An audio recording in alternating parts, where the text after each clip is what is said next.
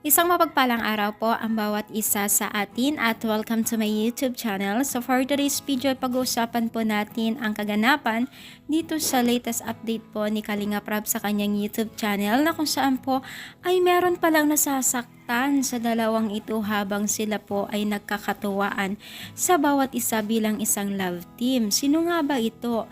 So dito po ay talagang makikita po natin ang mga diskartehan ng Team Kalingap at tila po ay marami pong humaling dito dahil nga po dito sa mga technique na ginagawa po ni Kalinga Prab sa kanyang grupo.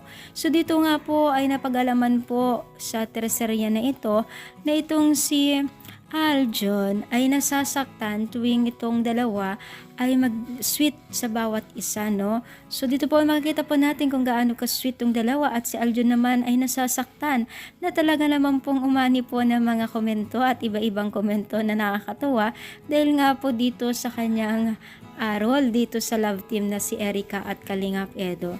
Sobrang nakakatawa lang guys kasi sila po talaga yung love team tong si Erica at Kalingap Edo na alam mo yung simple lang pero ang lakas ng karisma nila sa mga netizens, no?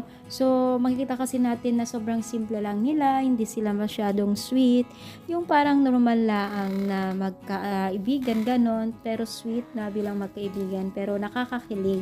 Sabi nga ng mga netizens ay hindi na daw sila manunood dahil nga daw pag wala na itong dalawang mag-love team na ito. So syempre andyan pa rin sila guys, syempre hindi pa rin mawawala kasi parte na po ng Team Kalingap itong dalawang ito, lalong-lalo na kay Kalingap Edo, no?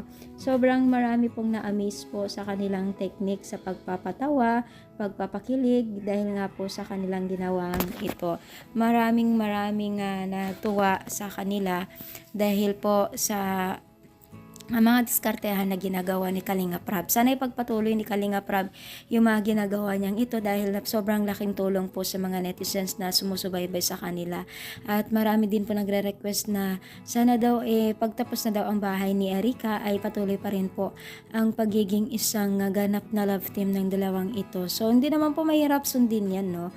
As long as wala naman po masama ay marunong naman po sumunod o mapagbigay naman po itong si Kalinga Prab at Kuya Bal sa ating mga kailingan. Lalo't pa man po kung tayo po ay talagang masugid na taga-supporters po nila ay wala po talaga silang masasabi sa atin kundi sunod na lang po sa ating kahilingan kung tayo ay sumaya naman po sa ating kahilingan. So ayun, supportahan pa rin natin sila guys sa atong dalawang mag-ama. So yun lamang guys, thank you so much for watching guys and God bless.